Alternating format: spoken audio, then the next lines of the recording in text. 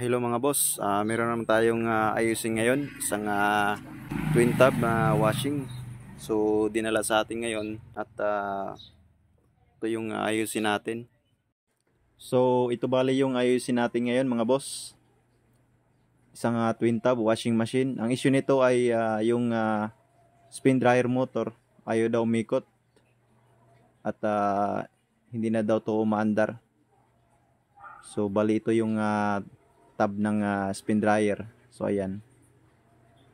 Okay naman siya pag inikot natin, hindi naman naka-stack up. Pero medyo lang medyo matigas lang ikotin. So ayan. Ito bali yung sa spin dryer timer. So ayan, inikot natin tapos nakasaksak na ito. Parang may konting ugong lang. Okay naman yung timer pero hindi siya gumagana. So ngayon bubuksan natin tong nasa likod niya na takip para makita natin kung ano nangyari dito sa kanyang parts dito sa spin dryer tab.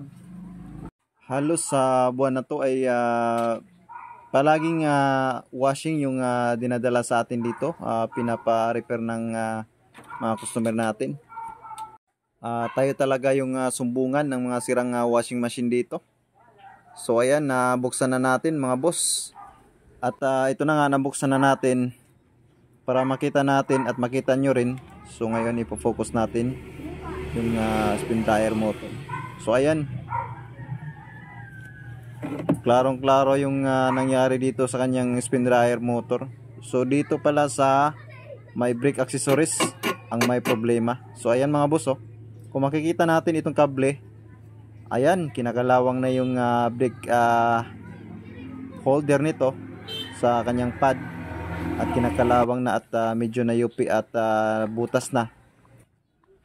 Ito yung una nyong tingnan kung ganito rin yung problema ng inyong washing machine or spin dryer motor pag hindi umaandar or hindi gumagana o hindi ba umiikot yung spin dryer motor nyo. Pagbukas nyo talaga dito sa kanyang likod sa may takip dito, so ito yung pinakauna nyong tingnan kung baka ganito rin yung problema.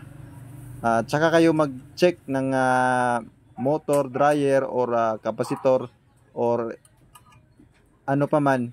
Ito yung pinakauna nyong tingnan.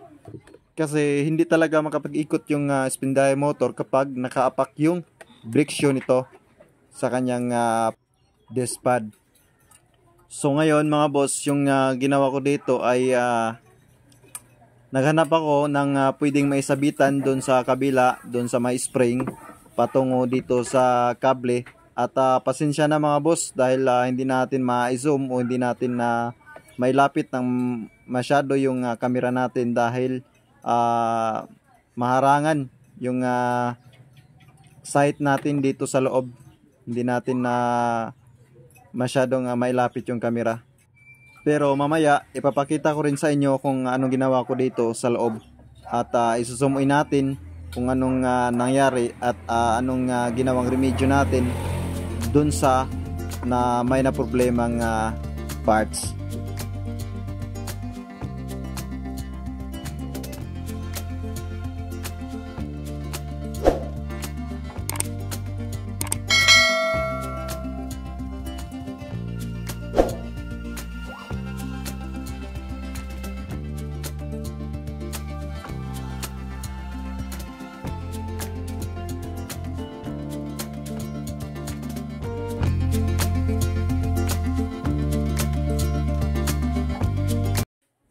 So ayan mga boss, naikabit na natin dito sa ilalim at kailangan nating mag-adjust dito sa kable na patungo dito sa on and off sa may tali. Ito yun yung hinawakan natin. Kailangan natin i-adjust natin to. So ayan mga boss, sundan nyo lang at estudyuhan nyo kung ano ginawa ko dito. Kailangan may adjust natin to dahil kulang pa. So tanggalin natin tong kulay dilaw na nakatali at babaan natin. So ito na nga mga boss, ipapakita ko sa inyo kung anong ginawa natin dito sa brake accessories nya sa ilalim.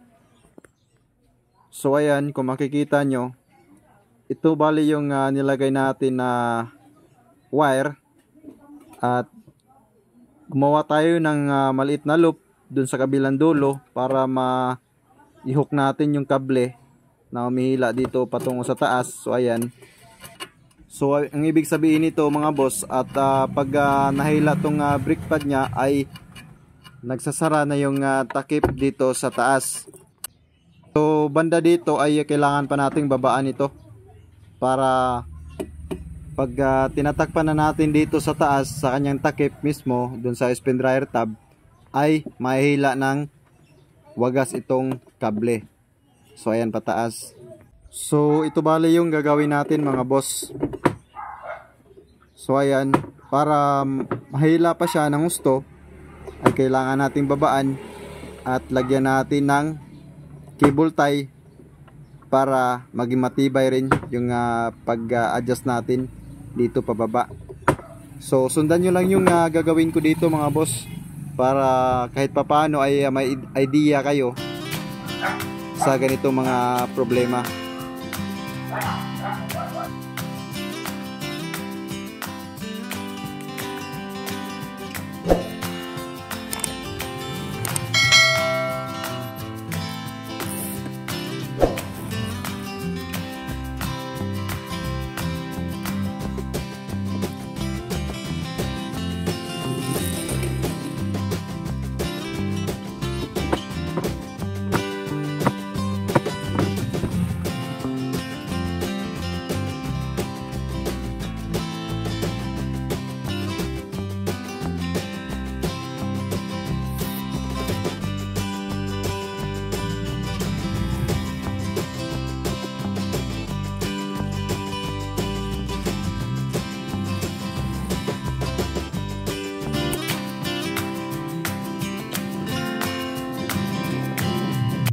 So ayan mga boss, at na-fix na natin yung dugtungan ng kable at saka itong tali. So ayan. So ayan, nag-a-adjust na siya at mahihila na rin natin ng todo.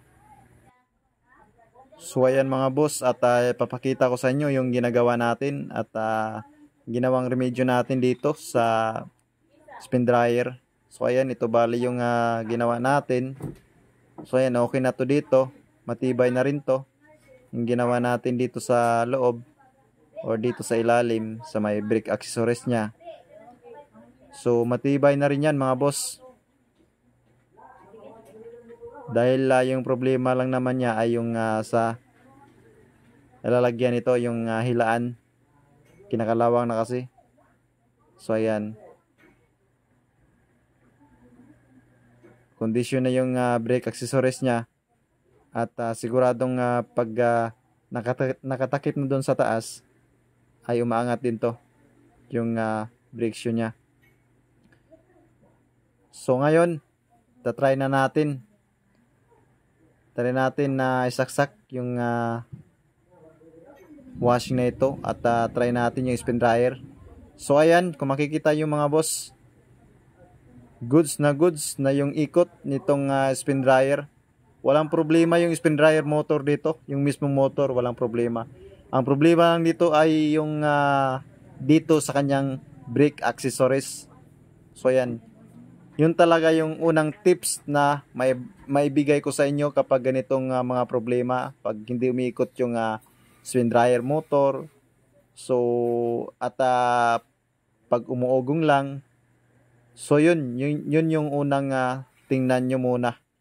So ayan, dyan banda yung brake accessories. Kasi yun karamihan na dyan na naging sanhi ng nag-stack up yung motor. So ayan yung ginawa natin dito para ma-adjust natin. So ginawa natin dito ng cable tie. Nilagyan natin dun. So ayan, condition na itong spin dryer motor. So hanggang dito na lang po mga boss yung video natin, at sana po may natutunan kayo sa ating munting tutorial.